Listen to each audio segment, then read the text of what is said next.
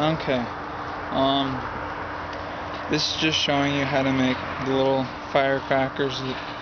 Just not really a firecracker or anything, but it makes pretty good noise.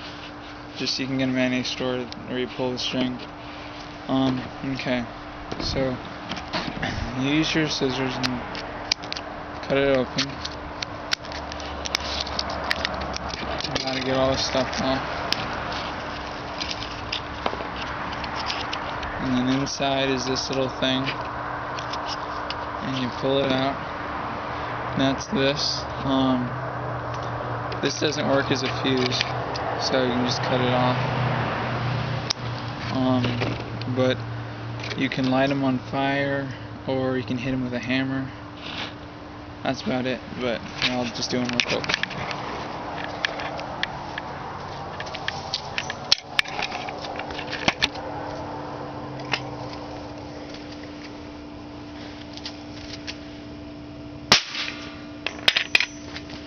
It's pretty good.